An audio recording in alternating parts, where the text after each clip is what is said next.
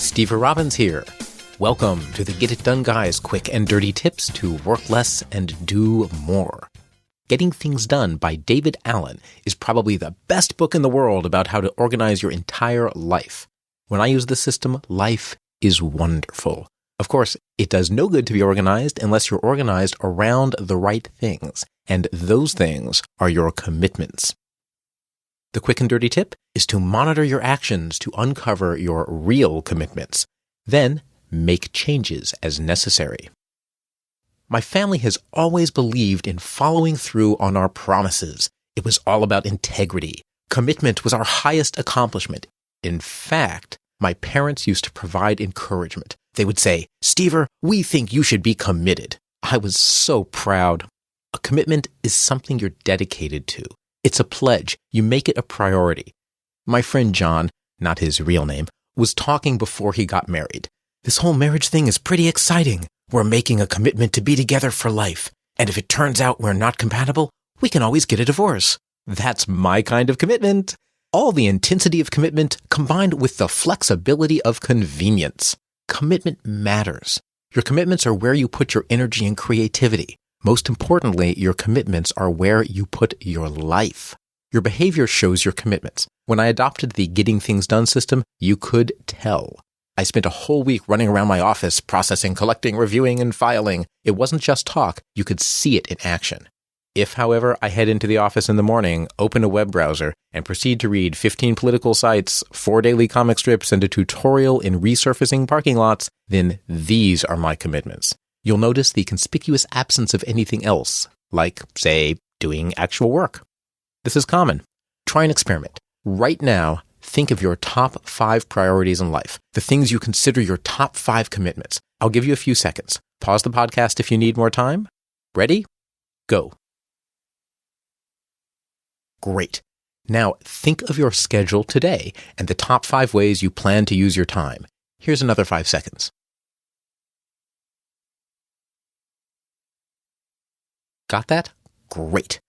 Now, the lists were the same, right?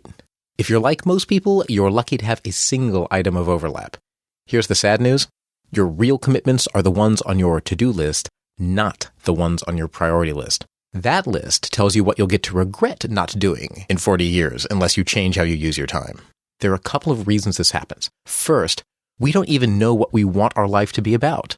Maybe we had career dreams as a kid. I always wanted to be the guy who drove the ice cream truck. Talk about fringe benefits. Yum! But we need to revise them as we get older. As an adult, I met the guy who drives the ice cream truck. I don't want to be him anymore. He has tattoos in scary places. Right now, block out a full day on your calendar. Plan to spend that day reviewing your life and consciously choosing what you want your life to be about. I'd make it a repeating appointment at least yearly, if not twice a year. Another reason our actions don't match our commitments is that we get lost in the how. While some people consider it very enlightened to get lost in the now, getting lost in the how isn't much fun. What happens is that we have a long-term commitment, like have a satisfying and meaningful family life. We decide we'll get there by working really hard so we can retire early and spend all our time with the family.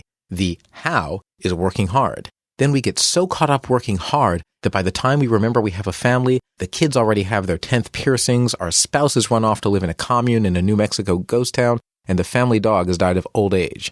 Not a pretty picture. When you review today's to-do items, ask yourself which big commitments each item belongs to. When you can find a link, keep the item. When you can't find a link, toss the item. Here are 2 real items from my list today. Make backup snapshot of hard drive and write Get It Done Guy episode. No matter how hard I try, I can't connect make backup snapshot of hard drive with any larger commitment.